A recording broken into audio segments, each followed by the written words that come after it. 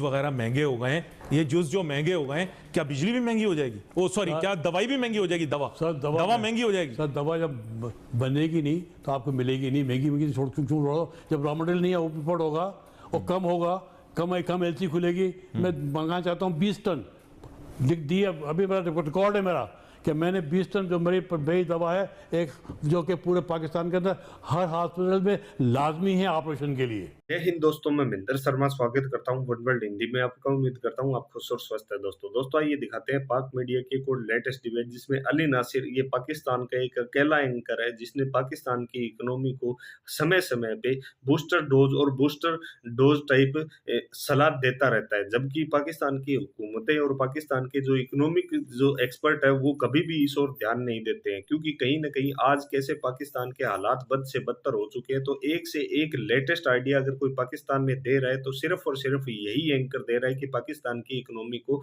आप किस ओर ले जा सकते हो और कैसे कैसे आप पाकिस्तान को सुधार सकते हो। तो कहीं ना कहीं आज कैसे पाकिस्तान के बद से बदतर हालातों में पाकिस्तान की जो इकोनॉमी है वो लगभग तबाही के कगार पे पहुंच चुकी है। तो दूसरी तरफ आज इस मीडिया डिबेट में कैसे एनालाइज किया गया और कंपैरिजन किया गया भारत की इकोनॉमी के साथ, भारत में बनने वाले डेमो के साथ और भारत में बनने वाली मैन्युफैक्चरिंग होने वाली दवाइयों और पाकिस्तान में जो दवाइयों की किल्लत अब आने वाले समय में हो रही है उसके बारे में डिस्कशन किया गया है। तो दोस्तों देखिए डिबेट और कमेंट में अपनी प्रतिक्रिया जरूर दें। लास्ट में आपसे रिक्वेस्ट करूंगा, चैनल पे नहीं है तो चैनल को सबसे पहले सब्सक्राइब करें, लाइक शेयर कमेंट जरूर करें। दोस्तों जय हिंद, वंदे मातरम, भारत माता की जय। दोस्तों तो आपको पता है पाकिस्तान में तो अताई डॉक्टर भी बहुत कुछ कर जाते हैं, तो आप मुझे ये बताएं कि ये मईशत के आप डॉक्टर बने, कुछ इसको ठीक करने के लिए कुछ आपके जहन में कोई सोल्यूशंस होंगे? वो पिछले कई प्रोग्रामों से आप आ रहे हैं, हर दफ़ा आप बल्कि काफ़ी दफ़ा तो आप लिखकर भी लाए हैं पूरा प्लान और डिस्कस हुआ है, लेकिन उसमें ना तो कोई सोशो इकोनॉमिक डेवलपमेंट हुई है, आपने एजुकेशन पे बहुत ज़्यादा बात की, ना वो हुई है, आपने मुशावरत का आज भी जिक्र किया, ना मुशावरत हुई है।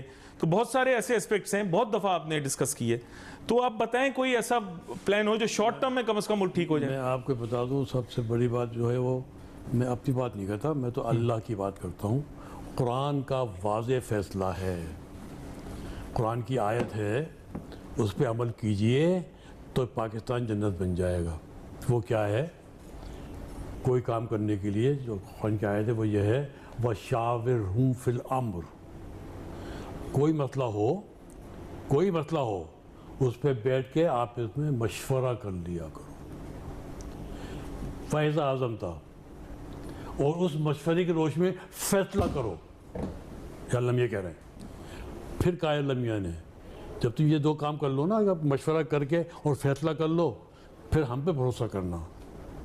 तो फिर ऐसा जब तुम इस तरह करोगे कि भाई मशवरा करोगे, फैसला करोगे, उस पर कायम हो जाओगे और हम पे भरोसा करोगे, इन्नल्लाह युहिब्बुल मुतवक्किलीन, तो हम ऐसे लोगों से जो ये करेंगे हम मोहब्बत करते हैं। आपका कोई प्रोग्राम फेल हो सकता है। गवर्नमेंट को चाहिए कि हर सेक्टर को, जिसके लिए वो बैठा हूँ यहाँ पर, जिसमें पाकिस्तान की इंडस्ट्री जो है इस वक्त चल रही है, चाहे वो टेक्सटाइल हो, चाहे वो लेदर हो, चाहे वो फार्मास्यूटिकल हो, क्या एनी इंडस्ट्री जो कि यहाँ पर ग्रो कर रही है, एक्सपोर्टर्स हैं वो।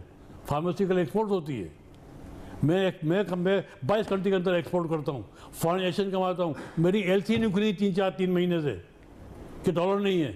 स्टेट बैंक ने ऑर्डर दे दिया, फिर तरह मिली एक हफ्ता पहले के जी वो उन्होंने नोटिफिकेशन इशू कर दिया भाई कि इनके एलसी खोल दो फार्मास्यूटिकल वालों की। क्या ये मजाक बनाया हुआ है क्या? आपने मुल्क को यहाँ तक पहुँचा दिया, डॉलर कहाँ से कहाँ पहुँचा दिया, ये कहाँ था और कहाँ पहुँचा दिया।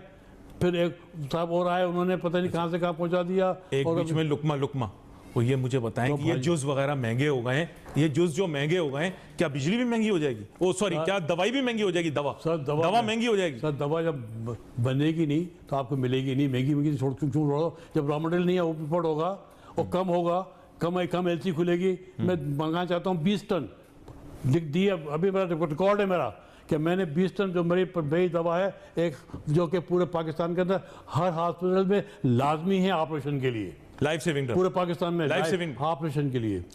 अच्छा। ऑपरेशन नहीं होगा अगर वो दवा नहीं हो तो।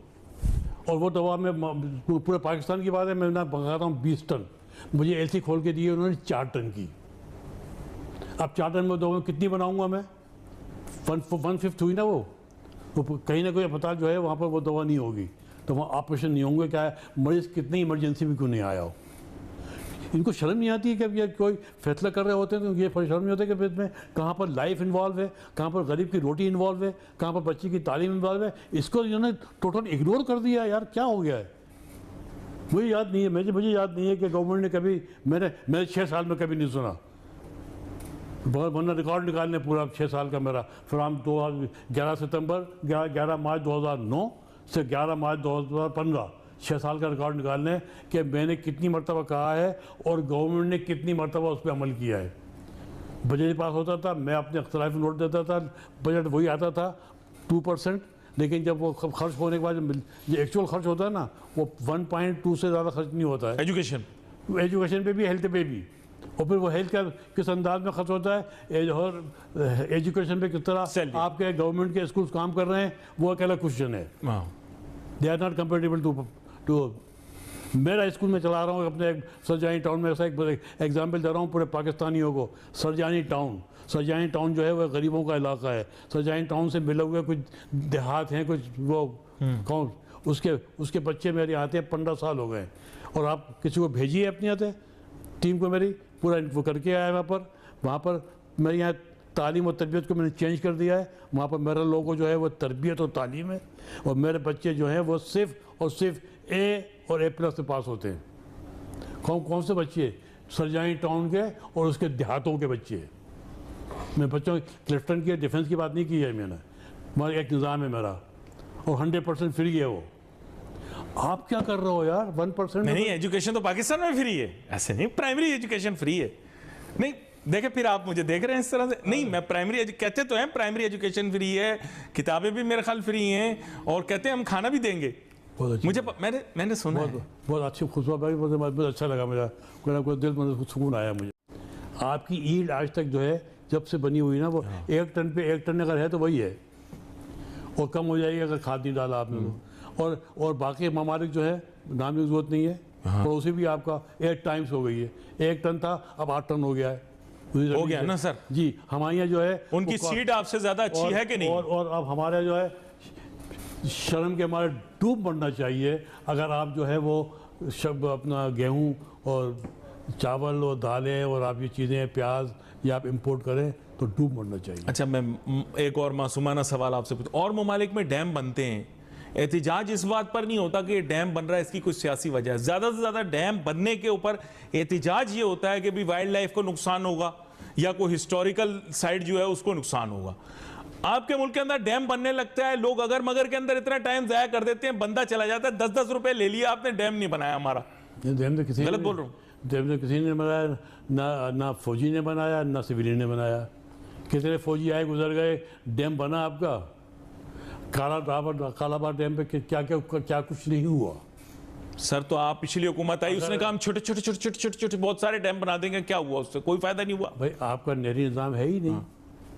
तमाम पानी जो है पूरे मुल्क में के वो देहातों में कुछ लोगों को मारता हुआ चला जाता है, बहता हुआ पानी वहाँ पर अपना समंदर में बिल्कुल अनचेक निकल गया। ये नहीं है कि साहब वो किसी नाले के थ्रू जा रहा है समंदर में। पानी तो सैलाब के सर में गांव के बहता हुआ। आपको पता है जब ये बोला ना कि ये कंट्रोल करो, तो कहते हैं अगर हम इसे कंट्रोल करेंगे तो वाटर लॉगिंग हो जाएगी और पानी जो है समुद्र का वापस अंदर आ जाएगा, इसलिए हम डैम नहीं बनाएंगे। तो सर इंडिया वाले भी फिर नहीं बनाए, इंडिया वाले भी बनाना छोड़ दे। पानी तो वैसे ही समुद्र में जा रहा है, तो बात इतना ही खाली कि वो गरीबों की बस्ती को रोनता हुआ जाता है, तो बर्बाद करता हुआ। पानी जा तो समुद्र में ही रहा है। इस दफा भी क्या हुआ, सारा सैलाब का पानी हो गया। यही हुआ। तो फिर मैं तो ये आप कर रहा हूँ भाईजान कि अपना सिर्फ किबला ठीक कर लो। और भैया मैं कहता हूँ कि यार मुसलमान ऐसा नहीं होता, ईमान वाला। हाँ, मुसलमान तो ऐसे ही होते हैं जैसे बता रहा हूँ, लेकिन ईमान वाला ऐसा नहीं होता। And there is difference between ईमान वाला एंड ईमान वाला और मुसलमान। अच्छा, मुझे ये तो बताएं, ये आपको याद होगा मुशर्रफ साहब के दौर में उन्होंने बोला हम कैनाल बनाएंगे, पानी ला के स्लोप के जरिए रेगिस्तान में छोड़ देंगे या ऐसी जगह पे छोड़ देंगे जहाँ पे पानी नहीं है।